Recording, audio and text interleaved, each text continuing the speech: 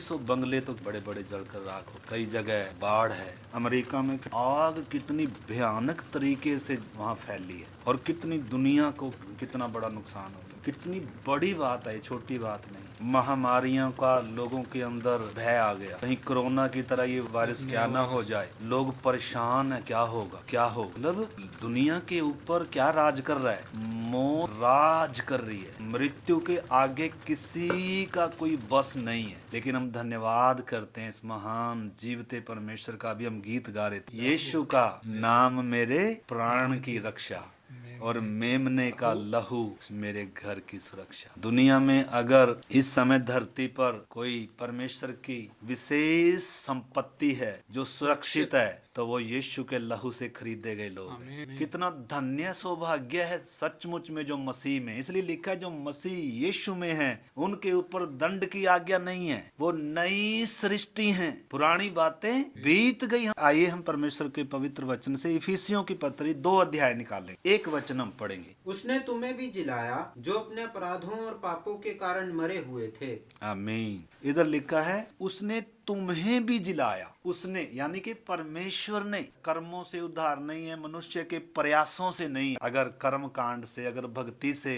अगर मनुष्य के प्रयासों से मुक्ति मिल जाए, उद्धार मिल जाए तो फिर हमारा नंबर पड़ना नहीं था। लेकिन हम धन्यवाद करते उस महान परमेश्वर का। लिखा है उसने तुम्हें भी जिलाया। तुम्हें भी का मतलब अगर ऊपर की आयतों को हम पढ़ेंगे, 1 अध्याय का 19 वचन पढ़ेंगे। और उसकी सामर्थ हम में जो विश्वास करते हैं कितनी महान है, उसकी शक्ति के प्रभाव के उस कार्य के अनुसार जो उसने मसीह में किया कि उसको मरे हुओं में से जिलाकर स्वर्गीय स्थानों में अपनी दाहिनी ओर सब प्रकार की प्रधानता और अधिकार और सामर्थ और प्रभुता के और हर एक नाम के ऊपर जो न केवल इस लोक में पर आने वाले लोक में भी लिया जाएगा बैठाया। और सब कुछ उसके पांव तले कर दिया और उसे सब वस्तुओं पर शिरोमणि ठहराकर कलीसिया को दे दिया। ये उसकी देह है और उसी की परिपूर्णता है जो सब में सब कुछ पूर्ण करता है। हालेलुया। इन वचनों में हम नहीं जा रहे, इन वचनों में बहुत खजाना छिपा हुआ है। पवित्र आत्मा हम इन बातों को समझाए, इसके अर्थों को। आप प्रार्थनाओं के साथ इनको समझ सकते हैं, हम उसमें नहीं जा रहे। परंतु हम देख रहे हैं जब इधर विषय आया उसने तुम्हें भी जिलाया, उससे पहले हम देख रहे हैं परमेश्वर ने यीशु मसीह को जिलाया।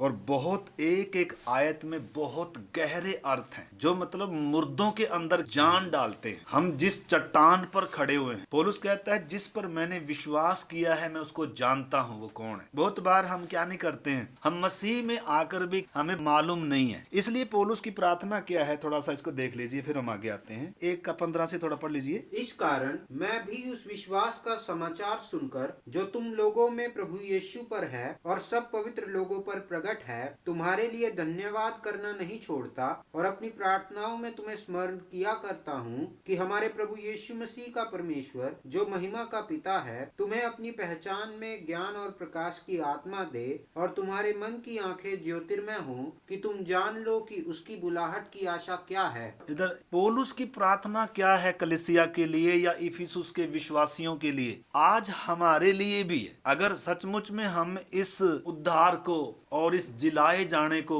अगर हम इसकी गंभीरता को समझते नहीं है, परमेश्वर का दास पौलुस ये प्रार्थना कर रहा है कि परमेश्वर तुम्हें क्या करे कि हमारे प्रभु यीशु मसीह का परमेश्वर जो महिमा का पिता है तुम्हें अपनी पहचान में ज्ञान और प्रकाश की आत्मा दे और तुम्हारे मन की आंखें ज्योतिर्मय हो। ज्योतिर्मय हो क्यों हो? यानी कि उद्धार पाए हुए विश्वासी हैं, उद्धार पाए हुए लोग हैं, लेकिन अभी भी बहुत सारी बातें इनको क्या नहीं है, मालूम नहीं है। इनकी पदवी, इनकी बुलाहट, इनका ऊंचा सौभाग्य, स्वर्ग की सुरक्षा, मेमने के लहू की सुरक्षा, स्वर्ग दूतों का बाड़ा। इसलिए हम पुराने नियम में एक जगह देखते हैं एलिशा का टहलुआ। जब अरामियों की सेना ने उनको चारों तरफ से घेरा हुआ था तो एलिशा का टहलुआ जो डरा हुआ था, क्योंकि वो किसको देख रहा था? वो दुश्मन की चारों तरफ खड़ी हुई भयानक सेना को देख रहा था, क्योंकि उसकी आंखें क्या थी? बंद पड़ी हुई। लेकिन परमेश्वर का दास एलिशा की आंखें क्या थी? खुली हुई थी, जैसे पौलुस की आंखें खुली हुई हैं। जैसे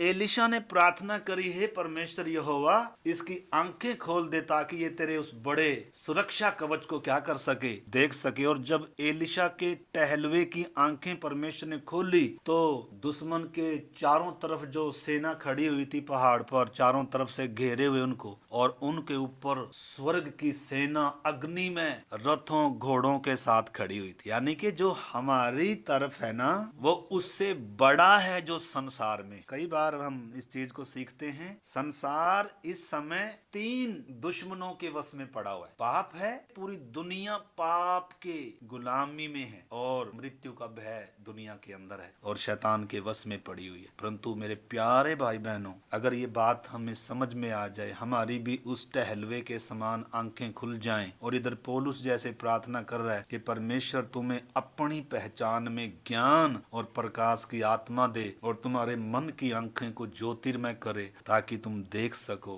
पहचान सको तुम्हारी बुलाहट क्या है, तुम्हारी मिरास क्या है। तो वो बात बहुत गहरी है, हम उसमें नहीं जा रहे हैं। हमारा विषय 2 अध्याय में है। आप इसको बाद में क्या करना, आप इसको बाद में सीख सकते हैं। तो हमने प्रार्थना करना है इन दिनों के परमेश्वर हमारी क्या खोले, आंखें। क्योंकि अगर आंखें नहीं खुलेंगी ना, हम वो समझ नहीं पाएंगे उन बातों को, तो फिर हम उस एलिशा के टहलवे के समान क्या करते रहेंगे, डरते रहेंगे। हमें दुश्मन की सेना ही दिखेगी, हमें परमेश्वर की जो हमारे लिए सुरक्षा है, यीशु के लहू की जो सुरक्षा है, दूतों की जो सुरक्षा है, वो हम क्या नहीं कर पाएंगे, देख नहीं पाएंगे और हम समझ नहीं पाएंगे। तो इस करके आइए उसी 2 अध्याय में लिखा है, उसने तुम्हें भी जिलाया। जैसे किसको जिलाया? यीशु मसीह को जिलाया। और जिलाकर यूं ही नहीं, जिलाई हुई दशा जब हम देखते हैं, लिखा है कि उसको मरे हुओं में से जिलाकर स्वर्गीय स्थानों में अपनी दाहिनी ओर बिठाया, और सब प्रकार की प्रधानता और अधिकार और सामर्थ और प्रभुता के और हर एक नाम के ऊपर, जो ना केवल इस लोक में पर आने वाले लोक में भी लिया जाएगा, बैठाया। सब प्रधानताएं, सारे अधिकार, सारी सामर्थ यीशु मसीह के पांव के नीचे है। और यीशु मसीह को शिरोमणि ठहराकर किसको दे दिया? कलीसिया को दे दिया। कलीसिया क्या है? उसकी देह है, उसका शरीर है। इतना गहरा संबंध है। तो हमने पहचानना है, पौलुस उस समय की कलीसिया के लिए प्रार्थना कर रहा है। आज हमें भी इसकी बहुत ज्यादा आवश्यकता है कि हम भी उस बात को पहचान सकें। तो इस करके पौलुस बता रहा है कि उसने तुम्हें भी जिलाया जो अपने अपराधों और पापों के कारण मरे हुए। पिछली दशा याद दिला रहा है, तुम क्या थे। आज भी जो मसीह में अभी तक नहीं है, आज भी उनकी यही दशा है, मुर्दा हैं अपने पापों और अपराधों में। दुनिया को मालूम नहीं है हम कहां से आए, हम कहां जा रहे हैं, हम धरती पर क्यों हैं, हमारे जीवन का मकसद क्या है। उनको इस चीज का कोई एहसास नहीं। बस यही दुनिया उनके लिए क्या है, सब कुछ है। लेकिन हम धन्यवाद करते हैं, परमेश्वर ने हमें जिलाया। मुर्दों में से जिलाए गए लोग हैं हम कल भी कहीं बता रहे थे, एक जीवित व्यक्ति है, एक मरा हुआ व्यक्ति है। मतलब जमीन और आसमान का क्या है, अंतर है। इसलिए तो पौलुस प्रार्थना कर रहा है कि तुम इस बात को पहचान सको, पहले के जीवन में और मसीह में आने के बाद के जीवन में जमीन और आसमान का क्या है,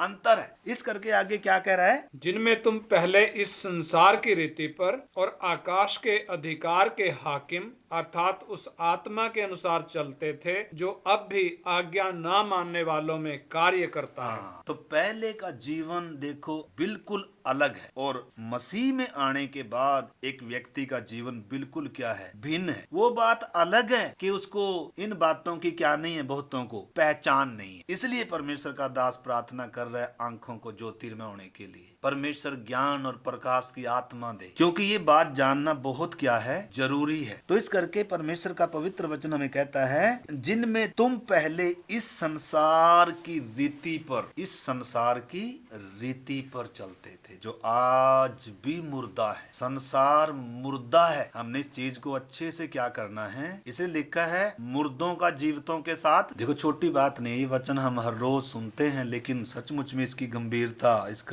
इसकी जो मतलब कितनी बड़ी बात है, ये छोटी बात नहीं है। पहले हम संसार की रीति पर चलते थे। संसार की रीति क्या है, इस संसार का एक सरदार है, इस संसार का एक ईश्वर है, और इस संसार के ईश्वर ने उनकी आंखों को क्या करके रखा हुआ है, उनकी बुद्धि को क्या करके रखा हुआ है, बंद करके रखा हुआ है। क्यों करके रखा हुआ है? ताकि वो सत्य सत्य को क्या ना कर सके, पहचान ना सके, ताकि वो मसीहा को क्या ना कर सके, पहचान ना सके, ताकि वो अपनी दशा को क्या ना कर सके, पहचान ना सके। हम इस दशा में थे, लेकिन हम धन्यवाद करते उस महान परमेश्वर का कि ज्योति हम पर चमकी, जिसने हमारी जगह पर, हमारे क्षेत्र में, हमारे घर में आकर, हमारे दिलों तक आकर उसने हमें ढूंढा और उसके महान अनुग्रह से उसने हमें क्या दिया, हमें उद्धार दिया, हमें जिलाया। उस बात को हम हरेक ने पहचानना है, उसने हमें जिलाया है। पहले हम संसार की रीति पर चलते थे। तो संसार की रीति क्या है, तो हमने कई बार पढ़ा है। आप उसमें जब 2 कुरिन्थियों 4:4 पढ़ लीजिए थोड़ा सा। और उन अविश्वासियों के लिए जिनकी बुद्धि इस संसार के ईश्वर ने अंधी कर दी है, ताकि मसीह जो परमेश्वर का प्रतिरूप है उसके तेजो में सुसमाचार का प्रकाश उन पर ना चमके। हाँ, इस संसार की रीति हमने समझना है। संसार किसी के वश में, बुद्धि, आंखें सब क्या पड़ी हुई हैं, बंद पड़ी हुई है। लेकिन हम देखते हैं प्रभु यीशु मसीह ने हमें संसार में से चुन लिया, अलग कर लिया, दाम देकर हमें खरीद लिया। हम दुनिया में सबसे सुरक्षित व्यक्ति हैं, सबसे धन्य व्यक्ति हैं। परमेश्वर की संतान होने का क्या दिया, हमें हक दिया, अधिकार दिया। परंतु हमें अपनी पहचान को, अपनी जगह को हमने क्या करना होगा, परमेश्वर से प्रार्थना करते हुए हमने भी उस बात की गंभीरता को पहचानना होगा कि हम संसार की रीति पर एक दिन चलने वाले थे। और लिखा है, तुम पहले इस संसार की रीति पर और आकाश के अधिकार के हाकिम अर्थात उस आत्मा के अनुसार चलते थे, जो अब भी आज्ञा न मानने वालों में आज भी काम कर रहा है। आज्ञा न मानने वालों, हम एक समय आज्ञा न मानने वाले थे, लेकिन अब हमने आज्ञा मानना सीखना है। अब हमें पुराने मार्ग पर जाना नहीं है, पुरानी रीति पर चलना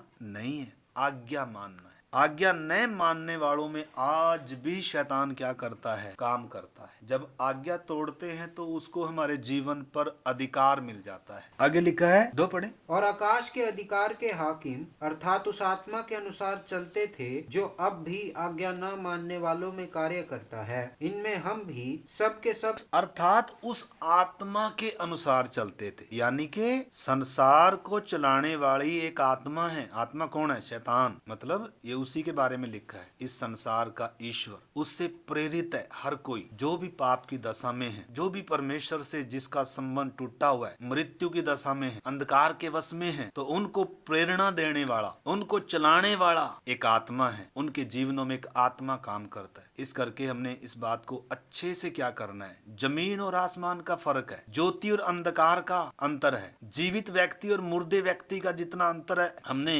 पहचानना है कि मैं पहले उसी आत्मा के अनुसार चलता, संसार की रीति पर चलने वाला था। मेरी आंखें बंद थी, पापों अपराधों में मुर्दा था मैं, लेकिन परमेश्वर ने मुझे जिलाया है। कितना धन्य और ऊंचा सौभाग्य है। हो सकता है मेरे जीवन में कष्ट होगा, शरीर में तकलीफ होगी, हो सकता है सुख सुविधा के साधन हमारे पास नहीं होंगे, लेकिन अगर ये ऊंचा सौभाग्य अगर हम समझ जाएं, हमारी आंखें खुल जाएं, तो हमारी सोच बदल जाएगी, हमारे जीने का तरीका बदल जाएगा, हमारे व्यवहार बदल जाएंगे और कभी भी फिर हम पुराने मार्गों पर लौटकर नहीं जाएंगे। संसार की रीति पर कभी भी हम क्या नहीं करेंगे, हम नहीं चलेंगे। आगे लिखा है, इनमें हम भी सब के सब पहले अपने शरीर की लालसाओं में दिन बिताते थे और शरीर और मन की इच्छाएं पूरी करते थे। हाँ, पहले क्या करते थे, हम भी सब के सब, पौलुस अपने आप को भी गिन रहा है, सब के सब शरीर के अनुसार चलते थे, शरीर की लालसाएं पूरी करते थे, क्योंकि आत्मिक तौर पर हम क्या थे, सब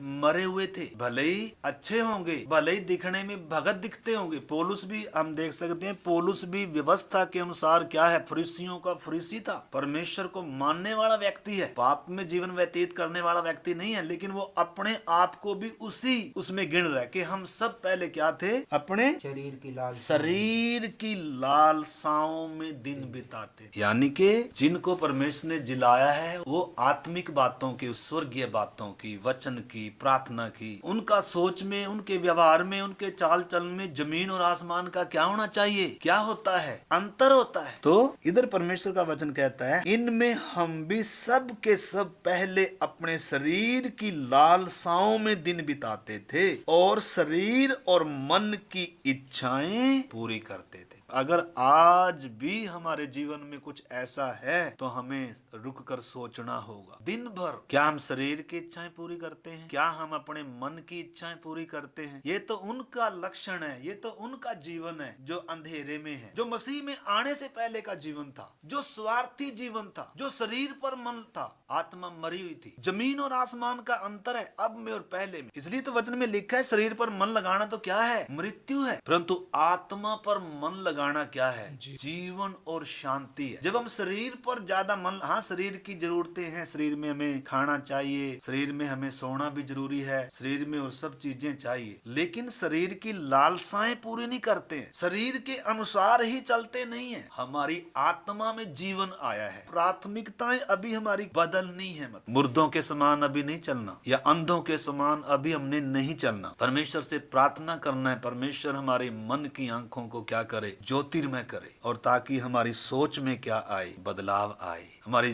जीने के ढंग क्या हो बदले, हमारी जीवन शैली क्या हो बदले, संसार के सदृश ना हो, संसार की रीति पर ना चलें। ये बहुत बड़ी क्या है? जरूरत है आज हमारी। एलिशा की तरह इधर पौलुस की आंखें खुली हुई हैं, वो उन सब बातों को देख रहा है, इसलिए उसका प्रयास है, उसकी प्रार्थनाएं हैं, इसलिए वो बता रहा है, याद दिला रहा है, पहले एक समय था तुम अज्ञानता में थे, तुम संसार की रीति पर चलते थे, पापों में अपराधों में मुर्दा थे, लेकिन अब तुम्हें परमेश्वर ने, मसीह ने जिलाया है। और इस करके 3 दोबारा पढ़िए। इनमें हम भी सब के सब पहले अपने शरीर की लालसाओं में दिन बिताते थे और शरीर और मन की इच्छाएं पूरी करते थे, और अन्य लोगों के समान स्वभाव ही से क्रोध की संतान थे।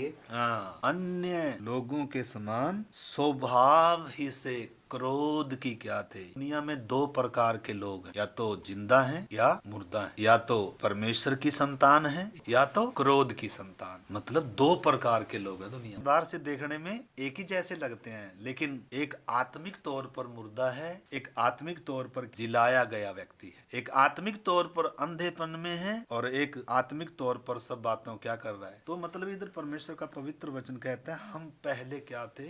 क्रोध की संतान थे। हम कोई डाके मारने वाले नहीं थे, हम किसी कत्ल करने वाले नहीं थे। मतलब जीवन शैली क्या ही थी? काम करना, भक्ति भी करते थे और बहुत सारे, मतलब ऐसा नहीं था। ये शब्द उन लोगों के लिए नहीं है जो दुनिया में बिल्कुल ही क्या हैं, बुरे लोग हैं, पापी लोग हैं। ये शब्द उनके लिए नहीं, हर एक व्यक्ति के लिए। पहले में यानी कि पौलुस परमेश्वर का दास उस पिछले जीवन को याद दिला रहा है कलीसिया को। पहले में और अब में जमीन और आसमान का अंतर है। उसने हमारे जीवन में जो काम किया है, जब हमने यीशु मसीह पर विश्वास किया, जब उसको अपने जीवन का प्रभु और उद्धारकर्ता स्वीकार किया, तो हमारे जीवन में घटा क्या है, हमारे जीवन में हुआ क्या है, हमने समझना है। अगर इस बात को नहीं पहचानेंगे तो हम मसीह जीवन की गंभीरता को कभी नहीं समझेंगे। जैसे इफिसुस के लोग थे, इफिसियों की कलीसिया को जो पत्री लिखी गई, कितनी गहरी है ये। परमेश्वर के दास पौलुस ने कितना गहरी बातें इसमें लिखी हुई है कलीसिया के लिए। इसी में से नए साल में परमेश्वर ने हमें वचन दिया था 4 अध्याय में, 4 का 22-23 हमने पढ़ा था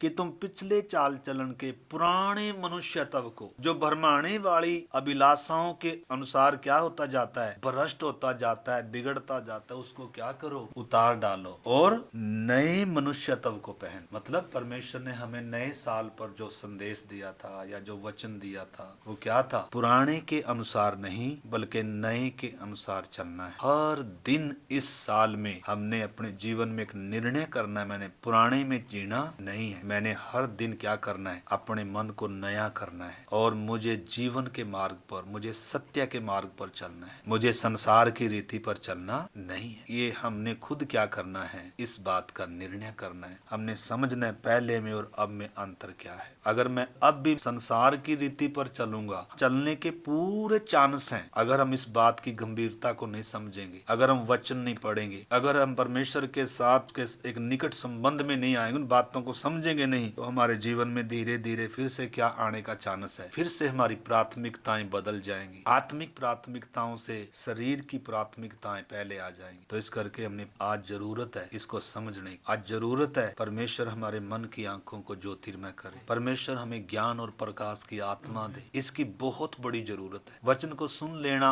एक अलग विषय है, परंतु वचन को समझ समझना बहुत जरूरी है। तो इस करके इधर लिखा है, अन्य लोगों के समान स्वभाव ही से क्रोध की संतान थे। यूहन्ना 3:36 पढ़े। जो पुत्र पर विश्वास करता है अनंत जीवन उसका है, परंतु जो पुत्र को नहीं मानता वो जीवन को नहीं देखेगा, परंतु परमेश्वर का क्रोध उस पर रहता है। परमेश्वर का क्रोध उस पर रहता है। जो पुत्र को या पुत्र की नहीं मान। हाँ, पुत्र को तो बहुत दुनिया मानती है, लेकिन पुत्र की बहुत कम लोग मानते हैं। इधर वचन क्या कहता है, परमेश्वर का क्रोध किन पर है, जो पुत्र की नहीं मानता। उसके ऊपर परमेश्वर का क्या रहता है, क्रोध रहता है। तो परमेश्वर आज शाम के समय सचमुच में पवित्र आत्मा हमारे मनों को प्रकाशित करे, हमारी मदद करे, ताकि हम इस बात को समझ सकें पहले का जीवन और मसीह में आने के बाद के जीवन में जमीन और आसमान का अंतर है। और अगर हम अब वचन के अनुसार नहीं चलेंगे, आज्ञा मानकर नहीं चलेंगे, आत्मिक बातों पर मन नहीं लगाएंगे, तो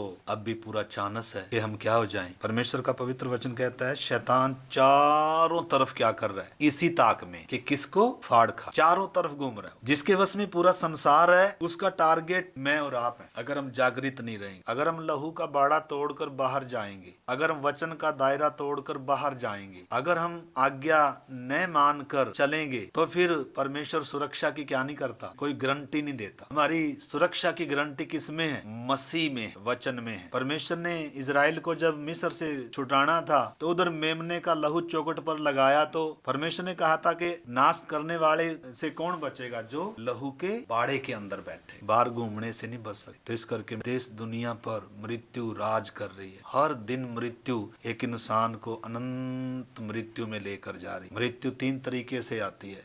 कई बार हमने सीखा है, वास्तव में मृत्यु 2 ही है, एक आत्मिक मृत्यु है और एक अनंत मृत्यु है, जिसको दूसरी मृत्यु कहते हैं। शरीर की मृत्यु को बाइबल मृत्यु नहीं कहती है, वो तो शरीर में से प्राण और आत्मा का निकास है सिर्फ। इसलिए यीशु ने कई मुर्दों को क्या कहा कि मरे नहीं है, बल्कि क्या कर रहे हैं, सो रहे। तो इस करके हमने इस बात को समझना है। अगर अभी तक हमें जलाए जाने का अनुभव नहीं है, तो हमने अपनी दशा को पहचानना है। इंसान अपने पापों में और अपने अपराधों में मुर्दा है, जिसको बचाए जाने की जरूरत है। पाप की मजदूरी क्या है, मृत्यु है, परंतु परमेश्वर का वरदान मसीह यीशु में अनंत जीवन है। तो इस करके हमने अपने जीवन को समझना होगा कि अब हमें संसार की रीति पर नहीं चलना। बहुत सारे वचन है, हम उनमें नहीं जाएं। पहला यूहन्ना 3:14 वचन पढ़ी। हम जानते हैं कि हम मृत्यु से पार होकर जीवन में पहुँचे हैं। मृत्यु से पार होकर जीवन में पहुँचे। यूहन्ना 5:24 में भी आप पढ़ेंगे तो ऐसा ही है। प्रभु कह रहा है, जो